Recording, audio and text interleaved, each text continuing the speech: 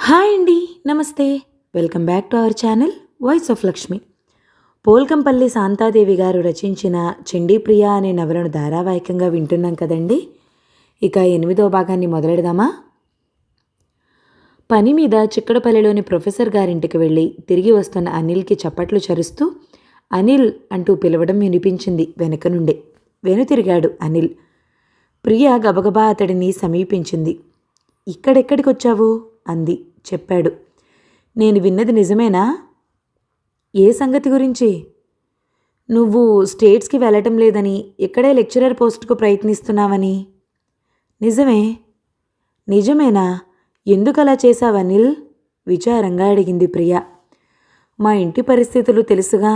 నేను వెళ్ళిపోతే అమ్మ వాళ్ళు 3-4 సంవత్సరాల పాటు ఎలా బ్రతుకుతారు? దానికి మీ ప్రొఫెసర్ గారెవరో సహాయం చేస్తున్నారని విన్నాను. విన్నది నిజమే. ఆయనకి ఓ కూతురుంది. ఓ, అర్థమైంది. ప్రియ స్నిగ్ధంగా నవ్వింది. కానీ అనిల్, నీలాంటి తెలివైన కుర్రాడు కేవలం ఆర్థికపరమైన చిక్కుల వల్ల బంగారం లాంటి అవకాశాన్ని జారవిడుచుకోవటం నాకు బాగుండలేదు. ఏం చేస్తాం? ఎంత ప్రాప్తమో అంతే.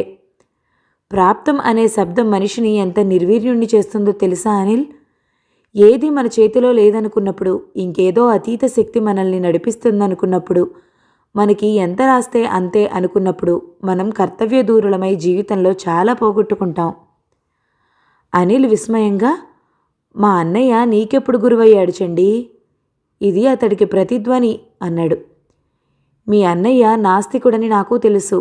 ఈ ప్రపంచంలో నాస్తికుడైతే తప్ప సుఖించలేడేమో అనిల్. ఆస్తికుడికి అడుగడుగునా అన్నీ భయాలే, అన్నీ సంశయాలే, అన్నీ పరీక్షలే అంటూ ఒక నిట్టూర్పు విడిచింది. నీ నిర్ణయం మార్చుకో అనిల్. నువ్వు ఎంతో ఎదగవలసిన వాడివి. ఇక్కడే ఆగిపోవటం నాకు నచ్చలేదు. మార్గం గొడిగినట్టుగా అన్నాడు. ఆ మార్గం ఏదో నేను చూపుతాను. నువ్వు స్టేట్స్లో ఉండిపోయే ఈ 3-4 సంవత్సరాలు నీ కుటుంబాన్ని నా కుటుంబంగా చూసుకుంటాను. వాళ్ళ భారం నా మీద వదిలి నువ్వు నిశ్చింతగా వెళ్ళు. ప్రొఫెసర్ గారికిలా నాకు కూతురేమి లేదు. అనిల్ పకపకా నవ్వి, తన మెడలో డోలు అన్న సామెతగా ఉంది నీ సంగతి అన్నాడు. ఇందులో నా స్వార్థం చాలా ఉంది అనిల్. నిన్ను నా స్నేహితుడిగా స్వీకరించిన క్షణం నుండి నీ మెరిట్ నా మెరిట్గా భావిస్తున్నాను. నువ్వెంత గొప్పవాడివైతే నీ స్నేహితురాలిగా నా విలువ అంతగా పెరిగిపోతుంది. కాబట్టి స్నేహితురాలిగా నీ ఉన్నతి కోసం నన్ను కొంచెం శ్రమపడనివ్వు. సాధ్యం కాదు చండి. ఈ విషయంలో ఒక నిర్ణయం జరిగిపోయింది. నా కోసం మార్చుకోవా? నా మాట వినవా? అయితే మన మధ్య కుదిరిన స్నేహ ఒప్పందం ఈ క్షణంతో సరి. ప్రియ కళ్ళల్లో మెరుస్తున్న తడి అనిల్ని విచలితుణ్ణి చేసింది. మన మధ్య కుదిరిన స్నేహ ఒప్పందమే నా కాళ్లకు బంధమై నన్ను స్టేట్స్కి వెళ్లకుండా చేసింది చండి. అనిల్ కళ్ళలో అభిమానం, ఆ గొంతులో ఒక విధమైన బరువుతో కూడిన జీర. మా ప్రొఫెసర్ గారికి కూతురుండటం అబద్ధం. ఆయన నా తెలివితేటలు మెచ్చబట్టే నా కుటుంబానికి సాయపడతానన్నారు. మరి? విస్మయంగా చూసింది ప్రియ. నువ్వొకనాడు దైన్యంగా నాకొక స్నేహితుడు కావాలి, నేను ఆపదలో నిలబడ్డప్పుడు పరిగెత్తుకు వచ్చి నన్ను కాపాడే వ్యక్తి ఒకడున్నాడనే ధైర్యం నాకుండాలి అన్నావు. ఈ అభిప్రాయంతోటే నన్ను నీ స్నేహితుడిగా స్వీకరించావు. నీ ప్రేమను ఎలాగూ పొందలేని దురదృష్టవంతుణ్ణి, కనీసం నీ స్నేహమైనా నిలుపుకోకపోతే నేను మరీ దురదృష్టవంతుణ్ణవుతాను. నేను ఎక్కడో దూరాన ఫారెన్లో ఉంటే నీ సుఖదుఖాల్ని పంచుకునే అవకాశం నాకెక్కడుంటుంది చండి? నీతో స్నేహం నటిస్తూ ఎలాగో నేను నీ ప్రేమను సంపాదించుకునే తాపత్రయంలో ఉన్నానని మాత్రం నువ్వు అనుకోవద్దు. నీ మనసులో ఎవరూ చోటు చేసుకోనంతసేపు ఆ అవకాశం ఉండేది. అక్కడ మరొకరు చోటు చేసుకున్నారని తెలిసాక, అతడు నా అన్నయ్య అని తెలిసాక అలాంటి భావాలకు నాలో చోటిచ్చి నా హృదయాన్ని మలినపరుచుకొను. వావి వరసలు గుర్తించనంత నీచుణ్ణి కాదు. ప్రియ కళ్ళ నిండా నీళ్లు. రెప్పలాడుతూనే అవి బుగ్గల మీదుగా జలజలా రాలిపోయాయి. అప్రయత్నంగా అతడి చేతిని తన చేతిలోకి తీసుకుంది. అనిల్, నువ్వెంత మంచివాడివి. ఇంత మంచి హృదయాన్ని నేనెంత ద్వేషించాను, ఎంత అసహించుకున్నాను అంది గాద్గదికంగా. మాకున్న అంతస్తు ఒక్కసారిగా కూలిపోయి ఒక విధంగా నాకు చాలా మేలే చేసింది. అనిల్, నా కళ్ళ ముందు నుండి ఐశ్వర్యపు తెర జారిపోతూనే ఈ ప్రపంచాన్ని, ఈ మనుషుల్ని దగ్గరగా స్పష్టంగా చూడగలుగుతున్నాను. ఒక విధంగా తెరచాటు జీవితం సమాప్తమై వాస్తవ జీవితం ప్రారంభమైంది. నువ్వు ఇంతిదిగా మారిపోవటం నాకు ఒక విధంగా సంతోషంగా, ఒక విధంగా ఆశ్చర్యంగా కూడా ఉంది చండి. మార్పు అనేది మంచికే కదా. ఆ ప్రసంగం అంతటితో ఆపేస్తూ అంది. నీకొక మాట చెప్పడం మర్చాను. ఎల్లుండి విజయదశమి. ఈ విజయదశమి నా జీవితంలో నా పుట్టినప్పటి నుండి ఒకే విధంగా వస్తుంటే ఈసారి మరో రకంగా వస్తుంది. వందలాది మందికి అన్నదానం జరిగేది మా ఇంటి దేవత చండీదేవి పేరు మీదుగా. ఈసారి వందలాది మందికి అన్నం పెట్టకపోయినా కనీసం ఒక్కరినైనా అతిథిగా పిలిచి భోజనం పెట్టకుండా పండగ చేయదలుచుకోలేదు. స్నేహం విలువ గుర్తిస్తూ నాకు మొదటగా ఏర్పడిన స్నేహితుడివి నువ్వే నా అతిథివి కావాలి. నీ ఆతిథ్యాన్ని తప్పకుండా స్వీకరిస్తాను. అనిల్తో వీడ్కోలు తీసుకుని ప్రియ ఇంటికి వస్తూనే, ఎల్లుండి పండగకి ఏం చేస్తున్నావమ్మా అని అడిగారు ప్రసాదరావు. ప్రియ ఉత్సాహంగా ఆ రోజు చేయదలుచుకున్న వంటకాల గురించి చెప్పింది. పండగ రోజు స్పెషల్గా చేయడానికి వంటల పుస్తకం తెచ్చానని ఆ పుస్తకం తండ్రికి చూపించింది కూడా. ప్రసాదరావు నవ్వారు. చదవేస్తే ఉన్నమతిపోయినట్టు ముందే నీ వంట అమోఘం, ఇంకా పుస్తకంలో చూసి చేస్తే చెప్పాలా? నీ వచ్చి రాని వంట ఎలాగో నేను తింటున్నా, పండగ రోజు కూడా అలా అయితే ఎలా? ఆ రోజు మన ఇంటికి అతిథులు వస్తున్నారు. వంటకి అప్పయ్యని పిలిస్తే బాగుంటుందేమో. అతిథులా? ఎవరు నాన్నా? కుతూహలంగా ప్రశ్నించింది. నీల్ని భోజనానికి పిలిచానమ్మా. ప్రియ ముఖంలో ఉత్సాహం ఎగిరిపోగా చిరాకు కోపం నిండిపోయాయి. ఆమె ఏదో అనేలోగానే ఆమెకు అవకాశం ఇవ్వకుండా తిరిగి అన్నారు. వస్తే అతడికి ఎలాంటి అమర్యాద జరగకూడదని ముందే చెప్తున్నాను. మీ కూతురు అంత కుసంస్కారి కాదులే నాన్న. అతడు నాకు ఎంత శత్రువైనా నీ అతిథిగా వస్తున్నప్పుడు నా వల్ల అతనికేమీ గౌరవభంగం కలగదు అనేసి విసురుగా అక్కడి నుండి నిష్క్రమించింది. పండగ రోజు మాట తప్పకుండా నీలొచ్చాడు. సింగి ద్వారా కబురంది అనిల్ కూడా వచ్చాడు. అతడు ఊరికే రాలేదు. అతడు ప్రియచేత భోజనానికి ఆహ్వానింపబడి వచ్చాడని తెలిసి ప్రసాదరావు ఆశ్చర్యానికి అంతు లేకుండా పోయింది. మీ ఇద్దరికీ రాజీ ఎప్పుడు కుదిరింది అనిల్? ఆ స్వరంలో హాస్యం వ్యక్తం చేస్తూ అన్నారాయన. అనిల్ ఒక నవ్వు నవ్వాడే కానీ ఆ రాజీ ఎలా కుదిరిందో వివరించే ప్రయత్నం చేయలేదతడు. నీల్ లోతుగా పరిశీలనగా చూస్తున్నాడు తమ్ముడి ముఖంలోకి. అనిల్ అన్నగారికేసి చూడటం కానీ మాట్లాడే ప్రయత్నం కానీ చేయలేదు. నీ ఫారెన్ ప్రయాణం ఎప్పుడు అనిల్? ప్రసాదరావు ప్రశ్నించారు. క్యాన్సిల్ చేసుకున్నానండి. ఇక్కడ లెక్చరర్ పోస్టుకు ప్రయత్నిస్తున్నాను. ఉద్యోగం చేస్తూనే ఐఏఎస్కి వెళ్ళాలనుకుంటున్నాను. అది సక్సెస్ కాకపోతే రీసెర్చే తప్పదనుకోండి. వంట అయ్యిందని భోజనానికి లెమ్మని లోపల నుండి కబురొచ్చింది.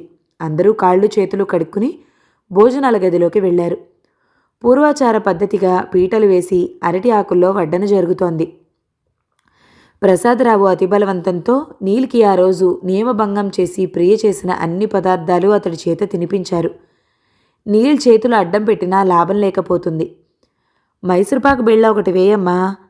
చిత్రాన్నం ఇంక కాస్త వడ్డించు, చాలా బాగా కుదిరింది అంటూ కూతురికి ఫరమాయించి నీల్కి భుక్తాయాసం వచ్చేలా చేసి గాని వదలలేదు. భోజనం చేస్తున్నంతసేపు నీల్ తలెత్తి చూడలేదు. ఆకులో వడ్డిస్తున్న పచ్చడి చేతిని, ఆ పచ్చడి చేతికి నిండుగా ఉన్న ఎర్రటి గాజుల్ని మాత్రమే చూస్తున్నాడు. చెండి వంట మనిషిని పంపించేస్తుంటే వద్దని వారించాను. టీ అయినా కాచుకోవడం తెలియని పిల్ల ఇంత తక్కువ వ్యవధిలో ఇంత బాగా వంట నేర్చుకోగలదని నేను అనుకోలేదు. నీల్ని ఉద్దేశించి అన్నారు ప్రసాదరావు. నీల్ మాట్లాడే మూడ్లో లేడు. అనిల్ మెచ్చుకోలు మరో రకంగా ఉంది. ఇది మైసూర్ పాకా చెండి? పై దవడికి కింది దవడికి కలిపి సీలేసేస్తుంటే ఇంకేదో అనుకున్నాను. అతడితో పాటు ప్రియ కూడా నవ్వసాగింది. ప్రియ అతడికి కొసరి తినిపించటం, చిరకాల స్నేహితుల్లా చనువు ప్రదర్శించటం మిగతా ఇద్దరి దృష్టిని దాటిపోలేదు. ఇది ఒక విధంగా తన సమస్యను తీర్చేదిగా కనిపిస్తుంటే ప్రసాదరావు మనసులో ఒక విధమైన నిశ్చింత చోటు చేసుకోసాగింది. వాళ్ల భోజనాలు పూర్తి కావస్తుంటే వడ్డించడం ముగిసి గుమ్మం పక్కగా నిలుచున్న ప్రియ ప్రసాదరావుకి అటూ ఇటుగా కూర్చున్న అన్నతమ్ముల్ని మార్చి చూడసాగింది. తల్లులు వేరైనా తండ్రి ఒక్కడే కాబట్టి పోలికలు చాలా స్పష్టంగా కనిపిస్తున్నాయి. ఇంచుమించు ఇద్దరి శరీర ఛాయలు ఒక్కటే. తెల్లటి తెలుపు.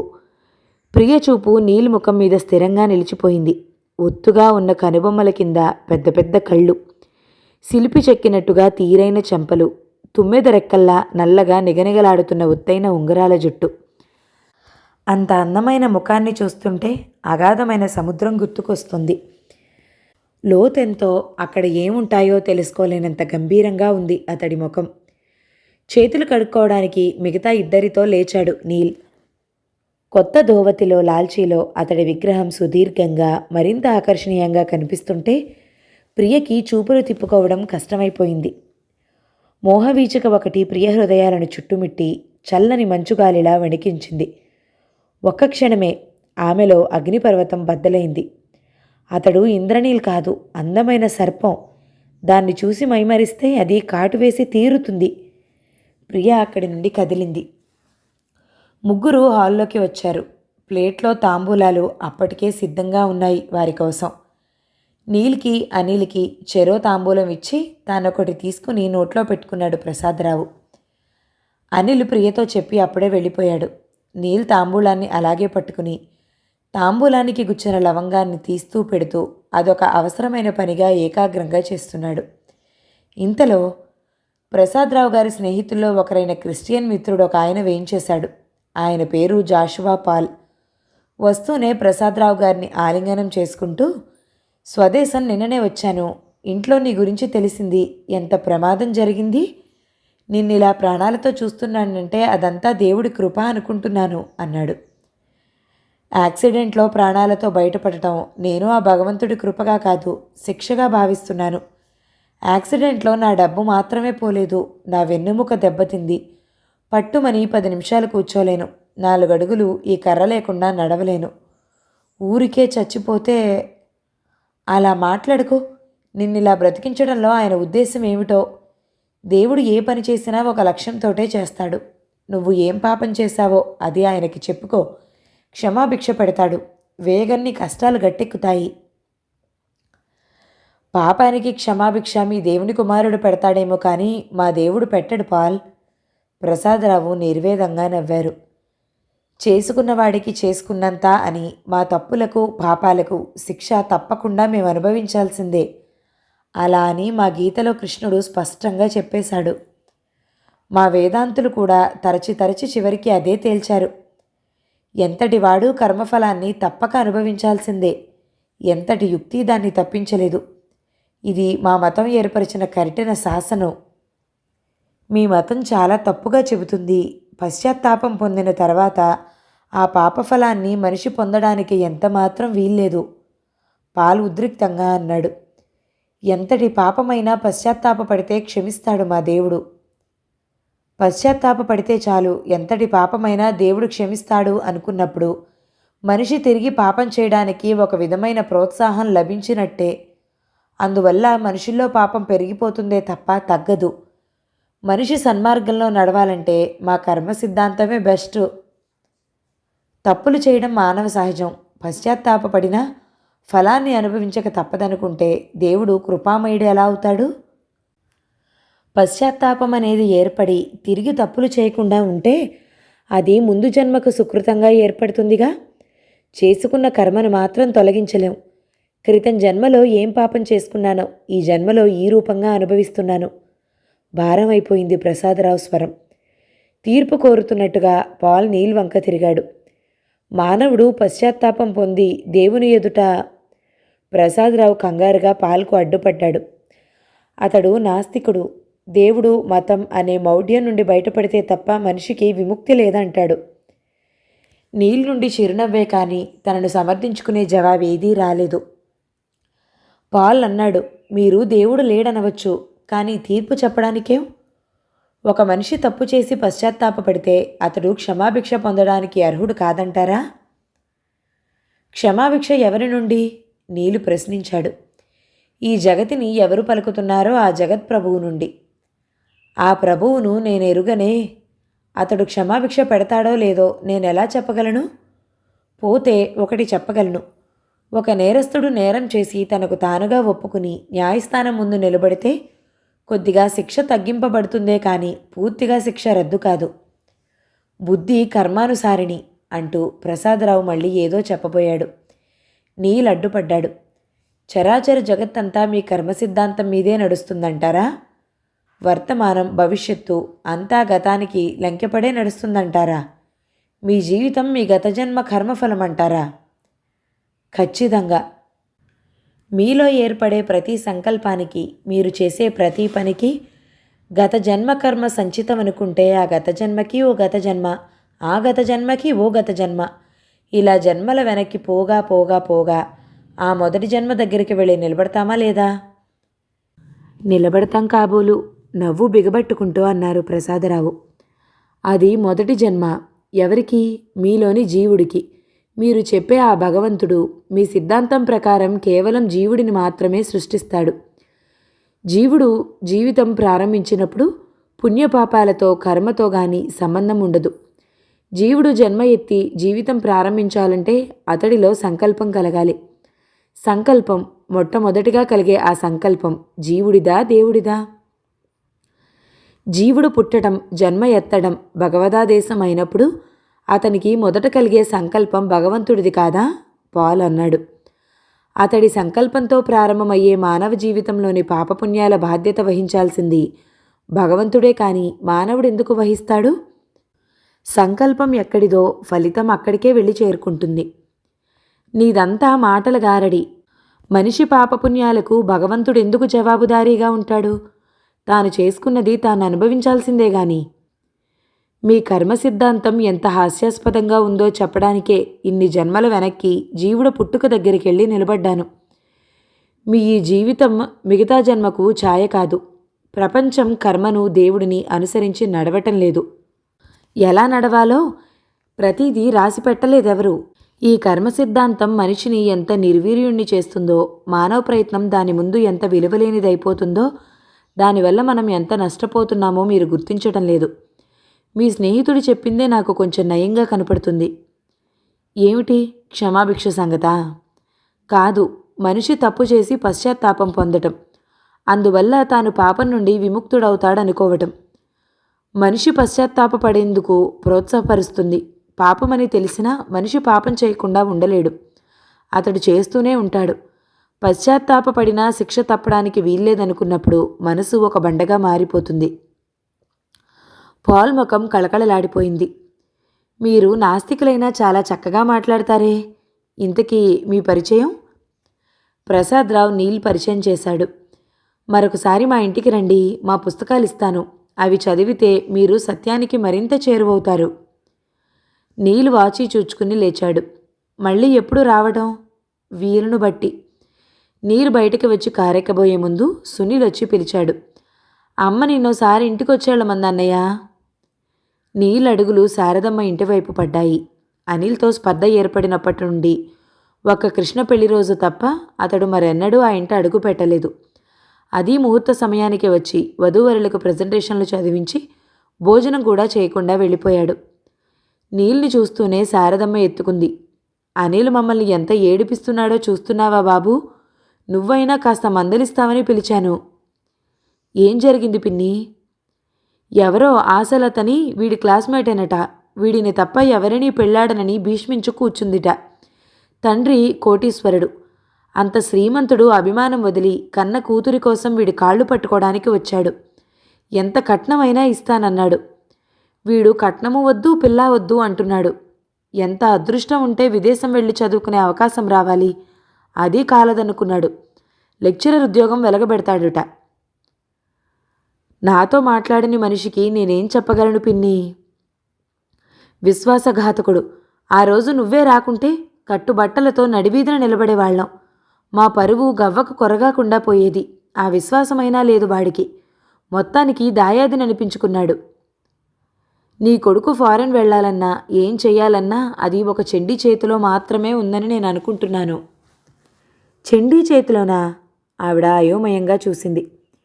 ఇప్పుడు అనిల్ చేత ఏ పని చేయించాలన్నా ఆవిడ చేతిలోనే ఉంది. వీళ్ళిద్దరూ ఇప్పుడు మంచి స్నేహితులయ్యారు. త్వరలోనే చెండి నీ కోడలే వస్తుందనుకుంటున్నాను. హాస్యమా? నీతోనా పిన్ని? నీల్ నొచ్చుకున్నాడు. అనిల్ని అడుగు, ముహూర్తం ఎప్పుడో అతడే చెప్తాడు. కృష్ణ ఈ మధ్య వచ్చిందా పిన్ని? ప్రసంగం మార్చి అడిగాడు. వచ్చింది, 4 రోజులుండి వెళ్ళింది. ఏదో మంచి సంబంధం అని ఇస్తే ఏమైంది? ఆ మగడు మంచివాడే, అత్తమామలకే ఆశలకు అంతు లేకుండా ఉంది. మీ సవతి అన్నగారు అంత శ్రీమంతుడు కదా, మీ ఆయనకు పెద్ద ఉద్యోగం వేయించకూడదా అని ఏవేవో సాధింపులట. నువ్వేం బాధపడకు పిన్ని, రేపు వాళ్ళింటికి వెళ్ళి అన్ని సంగతులు కనుక్కుంటాగా. నీలు వెళ్ళటానికి లేచాడు. నువ్వు అప్పుడప్పుడు వస్తూ ఉండు బాబు, అనిలే ఈ ఇంటికి పెద్దవాడు కాదుగా, నా కోసమైనా నువ్వు రావాలి. బాబుగారింటికి వస్తావు, 4-5 ఉన్న ఈ ఇంటికి మాత్రం రావు. నీలు ఏం మాట్లాడలేదు, శారదమ్మ నిష్ఠూరం చేస్తుంటే. వస్తా పిన్ని అంటూ వెళ్ళిపోయాడు. అనిల్ ఇంటికి వస్తూనే నీల్ చెప్పిన విషయం గురించి ఆరా తీయటం మొదలుపెట్టింది శారదమ్మ. ఒక ఆడ మగ కలిసి మాట్లాడితే, స్నేహంగా ఉంటే ఏదో అయిపోయినట్టేనా? చెప్పిన వాళ్లకు బుద్ధి లేకపోతే వినేవాళ్లకైనా ఉండాలి బుద్ధి అంటూ విసుక్కున్నాడు అనిల్. అంత మాత్రపు బుద్ధి చెప్పిన వారికి ఉంది, విన్నవాళ్ళకి ఉంది. నువ్వేం బుద్ధులెంచక్కర్లేదు దూకుడుగా అంది శారదమ్మ. చండీని నువ్వు ప్రేమించిన సంగతి, పెళ్లి చేసుకోకపోతే చస్తానని శపథం చేసిన సంగతి ఇంకా ఎవరూ మర్చిపోలేదురా. ఆ శపథాలు ప్రేమలు ఎప్పుడో సమాధి కింద మట్టయిపోయాయమ్మా. చండీ నాకిప్పుడొక స్నేహితురాలు మాత్రమే. చండీకి నా పట్ల ఉన్న అభిప్రాయం మారిందంటే ఆమె అంతస్తు కూలిపోవటం, తండ్రి ఆరోగ్యం దెబ్బతినటం కారణం కావాలి. అంతకు మించిన విపరీతాలేమీ లేవు. అయితే నువ్వు ఆ ఆశలతని ఒప్పుకోనట్లేనా? ఖచ్చితంగా నా అభిప్రాయం ఎప్పుడో చెప్పేశాను. ఇంకా నువ్వెందుకు ఆశ పెట్టి కూర్చున్నావో నాకు అర్థం కావటం లేదు. నువ్విక పెళ్లి చేసుకోవా? ప్రస్తుతానికి ఆలోచన లేదు. సహనం నశించిపోయింది శారదమ్మకు. ఏరా, అప్పుడే అంత గొప్పవాడివైపోయావా? తల్లి మాట కూడా విననంత గొప్పవాడివైపోయావా? నీ మూలంగా మేము ఎన్ని కష్టాల పాలవుతున్నామో నువ్వు కొంచెమైనా గుర్తిస్తున్నావా? అరిచినట్టుగా అంది. అనిల్ తెల్లపోయి, నా మూలంగా మీరు కష్టాల పాలవుతున్నారా అడిగాడు. నా సవతి కొడుకు గొప్ప శ్రీమంతుడై తిరిగి వచ్చాడు ఈ కుటుంబానికి అండగా నిలబట్టానికి. పెద్ద అభిమానధనుడివై అతడి మనసు విరక్కొట్టి దూరం చేశావతణ్ణి. నీ తెలివితేటలకు మెచ్చి నువ్వు తెచ్చుకున్న మార్కులు చూసి ప్రభుత్వం విదేశాలకు పై చదువులకు పంపిస్తుంటే నా కొడుకు ఇంత గొప్పవాడై నలుగురు దృష్టిలో పడుతున్నాడు కదా అని గర్వపడబోయాను. నీకేం రోగం పుట్టిందో ఆ అవకాశము కాలదనుకున్నావు. ఇప్పుడు ఆశలత తండ్రి అంత పెద్ద మనిషి లక్షలకు లక్షలు కట్నమిచ్చి నిన్ను అల్లుడిగా చేసుకుందామని వస్తే మనకి ఓ అంతస్తు వస్తుంది కదా అని ఆశపడ్డాను. అది పాడు చేశావు. నీ వల్ల మాకు కష్టాలు కాక ఏం మిగులుతున్నాయిరా? ఈ దరిద్రంలో మమ్మల్ని ఇంకా ఎంతకాలం మగ్గిపోవాలంటావు? నువ్వు అడ్డుపడకపోతే నీలి కృష్ణకు పెద్ద సంబంధం చేసేవాడు. ఇప్పుడు చూడు అత్తారింట్లో దాని కష్టాలు. ఆవిడ కడుపులో దాచుకున్న దుగ్ధ అంతా కక్కసాగింది. తల్లి నిందావాక్యాలకు స్థాణువైపోయాడు అనిల్. మీ దరిద్రానికి, కృష్ణ అత్తారింట్లో పడుతున్న కష్టాలకి నేనా బాధ్యుణ్ణి? కాదా మరి? నీల్ పరాయివాడేం కాదు, మీ నాన్న రక్తం పంచుకు పుట్టినవాడే. ఈ ఇంటి బాధ్యతలు స్వీకరించడానికి అతనికి హక్కుంది. అతడి సొమ్ము తినడానికి మనకు అంత హక్కుంది. కానీ నువ్వేం చేశావు? ఎన్ని మాటలన్నావతన్ని? అనిల్ ఒక నిశ్చయం స్వరంలో ధ్వనిస్తుంటే అన్నాడు దృఢంగా. అతడు నీకంత ఆప్తుడిగా కనిపిస్తుంటే అతడి దగ్గరికి నిరభ్యంతరంగా వెళ్ళిపోవచ్చమ్మా. లేదు, నేను న్యాయంగా ఏం సంపాదిస్తానో దానితో మీరు సంతృప్తిగా ఉండండి. మీరు కలలు కనే ఆ ఐశ్వర్య జీవితం నేను మీకివ్వలేను. పెళ్లి పేరుతో లక్షలకు లక్షల డబ్బు ఎవరి నుండో దోచుకోవడానికి నాకు మనస్కరించదు. ఈ ఇంట పట్టెడన్నం తినకుండా ఎక్కడో ఎదిగిన అన్నయ్య ఇప్పుడు శ్రీమంతుడయ్యాడని అతడి ఆస్తిని అనుభవించడానికి అంతకంటే నా మనసు అంగీకరించదు. వెళ్ళిపోమంటే పోతాంరా. పొమ్మన్నాక నీ దగ్గర ఉండటానికి మేమంత సిగ్గులేని వాళ్ళం కాదు. కన్న కొడుకు కంటే సవతి కొడుకు నీకు ఆప్తుడిగా కనిపిస్తున్నాడంటే ఈ ప్రపంచంలో డబ్బు ఎంత ఆకర్షణీయమైన వస్తువో నాకు తెలిసిపోతుంది. అనిల్ పెదవులు నిరసనగా నవ్వాయి. నువ్వు ఎన్ని మాటలైనా అను, ఎవరూ దరిద్రాన్ని కావాలని కౌగిలించుకోరు. అనిల్ విభ్రాంతిగా తల్లి ముఖంలోకి చూడసాగాడు. మనుషులు సృష్టించే ఈ డబ్బు, మనుషులు సంపాదించే ఈ డబ్బు చివరికి మనిషినే గుప్పిట్లోకి తీసుకునేదిగా అవుతుంది. మమకారాల్ని, మానవత్వాన్ని మంట కలుపుతుంది. దరిద్రంలో ఉన్న వ్యక్తి మార్గం లేనంత వరకు అక్కడే పడి ఉంటాడు. మార్గం కనిపించిందా, అది సవ్యమైన అపసవ్యమైన ఆత్మాభిమానాన్ని కించపరిచేదైనా తప్పుకుపోవడానికే ప్రయత్నిస్తాడు. తన కన్న తల్లిని తన నుండి విడదీస్తున్న ఈ డబ్బు మహత్యానికి అనిల్కి విభ్రాంతే కాదు, అంతులేని విచారాన్ని కూడా కలిగించింది. తన మనసు కొంచెం చంపుకుంటే తను గొప్ప శ్రీమంతుడైపోవచ్చు. ఇంకాస్త మనసును చంపుకోగలిగితే కొన్ని లక్షలను వెంటబెట్టుకుని ఆశలత అర్ధాంగి అయి తన జీవితంలోకి నడిచొస్తుంది. ఆ మనసును చంపుకోవడమే తనకు చేత కావడం లేదు. ఈ మనసు అనేది స్ఫటికంలా ప్రకాశిస్తూ ఉండాలి. దానిమీద ఎలాంటి మలిన ఛాయ పడినా తను సహించలేడు. తనలోకి తను చూసుకున్నప్పుడు తను దేన్ని చూసినా భయపడే అవకాశం రానివ్వకూడదు.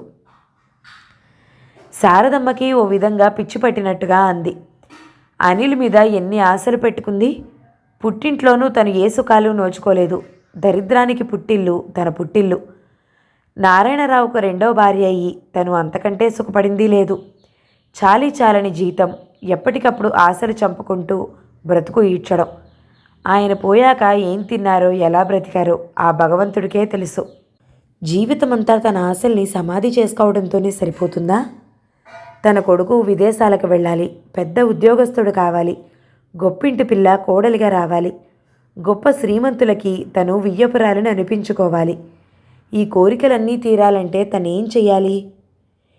నీల్ చెప్పినట్టు తన కొడుకు భవిష్యత్తు, తను కట్టుకున్న గాలిమేడలు అన్నీ చండీ చేతిలోనే ఉన్నాయా? పార్కులో చెట్ల పక్కగా కూర్చున్న ప్రియకి అనిల్కి చాలాసేపటి నుండి వాగ్వివాదం జరుగుతోంది. అనిల్ ముఖంలో కఠోర నిశ్చయం గూడు కట్టుకు ఉంది.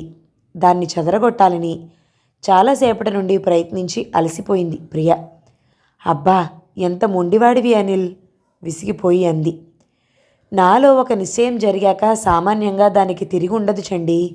నేను ఒకరికి మాటిచ్చాక కూడా దానికి తిరిగి ఉండదు. నీ నిర్ణయం నన్ను ఎంత బాధిస్తుందో నీకు తెలీదు అనిల్. నా కోసం నువ్వు ఫారిన్ ఛాన్స్ పోగొట్టుకుంటున్నావంటే నీ స్నేహితురాలిగా, నీ శ్రేయోభిలాషిగా నాకు బాధ కాక మరేమిటి? నిన్న మీ అమ్మ నా దగ్గరికి వచ్చి అన్న మాటలు సిగ్గుతో చచ్చిపోవాలనిపించింది. మన మధ్య ఉన్నది స్నేహం మాత్రమేనంటే ఆవిడ నమ్మే స్థితిలో లేదు.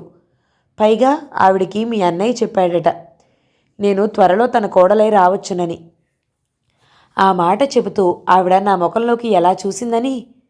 మన మధ్య స్నేహం తప్ప మరేం లేదని చెప్పడానికైనా నువ్వు ఫారెన్ వెళ్ళాలి. ఆశలతని పెళ్ళాడి నువ్వు ఇంటివాడివి కావాలి. అనిల్ మరింతగా బిగుసుకుపోయి, నేను నీకు స్నేహితుడిగా ఉంటానని మాటిచ్చానే గాని ఈ స్నేహం పేరుతో నా వ్యక్తిత్వాన్ని త్యాగం చేస్తానని మాటివ్వలేదు అన్నాడు. నువ్వు నన్ను వదిలిపెట్టి పోలేకే ఫారెన్ ఛాన్స్ పోగొట్టుకుంటున్నావని మీ అన్నయ్య ప్రచారం చేస్తున్నాడు. మీ అమ్మ అపోహ తొలగించడం కోసమైనా. ఏది, నువ్వు తన కోడలివై వస్తావనేనా? ఏమో, ఎవరు చెప్పగలరు? ఒకనాడు ఆవిడ అపోహ నిజమవుతుందేమో. అతడి గంభీర వదనంలో ఓ పరిహాసం కనిపించింది. నువ్వు కేవలం స్నేహభిక్ష యాచించడంతోనే నాలో ప్రేమభావాలు స్నేహభావాలుగా మారిపోలేదు చండీ. దీని వెనుక నీ ప్రేమ కాదా, ఆ ప్రేమ కథా నాయకుడు నా సహోదరుడు కావటం, ఇదంతా నేను మర్చిపోలేదు. ప్రియ కోపంతో కంపించిపోయింది. ప్రేమ కాదా? ఒకనాడు నేను ఆవేశంతో నోరు జారిన మాటలను పట్టుకుని నన్ను ఇవాళ ఆట పట్టించడం బాగాలేదు అనిల్. ఇలాంటి ప్రేమ గాథ ఎవ్వరికీ ఉండదనుకుంటాను. ఆ ప్రేమ ఆయువెంతో తెలుసునా? ఆకాశంలో మెరుపు మెరిసినంత కాలం. మెరుపు అదృశ్యమవుతూనే అలుముకునే కారు చీకటిలా నా హృదయంలో నిండి ఉన్నది పగ మాత్రమే. చూస్తూ ఉండనిల్, ఆ గోముఖ వ్యాఘ్రాన్ని ఎప్పుడో చంపేస్తాను, ముక్కల కింద తురిమేస్తాను, పచ్చడిగా పొడి చేస్తాను. ప్రియ ముఖం చూడటానికి భయం వేసింది అనిల్కి. ఈ ప్రపంచంలోని క్రౌర్యమంతా రూపమెత్తి వచ్చిందా అన్నంత క్రూరంగా కనిపించింది ప్రియ రూపం అప్పుడు. అనిల్ చాలాసేపటి వరకు మాట్లాడలేకపోయాడు. ప్రియ చాలాసేపటి వరకు మామూలు మనిషి కాలేకపోయింది. మామూలు మనిషి అయ్యాక తిరిగి మొదటికొచ్చింది. ఇప్పుడు నా ఎందున్నది స్నేహభావమే కదా, మరి నువ్వు పెళ్ళెందుకు వద్దంటున్నావు? చేసుకోనని మా అన్నయ్యలా నేను భీష్మ ప్రతిజ్ఞలేవి చేయలేదే. చేసుకుంటాను, నా మనసుకు చేరువుగా వచ్చిన పిల్లను. ఒక కన్య భారీగా నీ జీవితంలోకి అడుగు పెట్టాక నీ మనసుకు చేరువు కాకుండా పోతుందా? ప్రేమించి పెళ్లి చేసుకుంటే తప్ప నీ మనసుకు చేరువు కాదని భయం ఎందుకు? ఎందుకంటే ఏం చెప్పను, అనిల్ ఒక నిట్టూర్పు విడిచాడు. ముక్కు ముఖం తెలియని పిల్లను జీవితంలోకి భారీగా ఆహ్వానించే సాహసం నాలో లేదనుకుంటాను. ఆశలత లాంటి కుట్ర మనుషులను భరించే శక్తి అసలే లేదు. దానికి పెద్ద సాహసం ఏం కావాలి అనిల్? వింతగా చూసింది ప్రియా. ఇప్పుడు వివాహానికి ముందు ఏ పరిచయం లేకుండా చేసుకునే వాళ్ళందరూ పెద్ద సాహసవంతులనా అర్థం? సాహసవంతులు కాకపోవచ్చు, ఆమె ఎలాంటిదైనా సరిపెట్టుకునే రాజీ తత్వం ఉండొచ్చు. కానీ నాకు మాత్రం నేను రాజీ పడలేను. అయితే నీకు కాబోయే భార్య ఎలా ఉండాలో నాకు చెప్పు. నువ్వు తప్పుగా భావించకపోతే నాకు నీలాంటి పిల్ల భార్య కావాలి. అతడి కళ్ళలో ఏవో వింత మెరుపులు. నాలో అంత అపురూపత ఏం చూశావు? ఏం చూశానో నేను చెప్పలేను. ఏం చూశావో నేను చెప్తాను. డబ్బు లేని వాళ్ళని హీనంగా గడ్డిపరకల్లా చూసే అహాన్ని చూశావు. ప్రేమించిన వాడి ముఖాన బురద చిమ్మే కఠినురాల్ని చూశావు. చాలు చాలు. అనిల్ లేచాడు. 8వ భాగం సమాప్తం. మిగతా కథని తర్వాతి భాగంలో విందామండి. నవల మీకు నచ్చినట్లయితే లైక్ చేయండి, షేర్ చేయండి, మంచి కామెంట్ చేయండి. మన ఛానల్ని తప్పకుండా సబ్స్క్రైబ్ చేయండి. Thank you so much for watching. నమస్తే.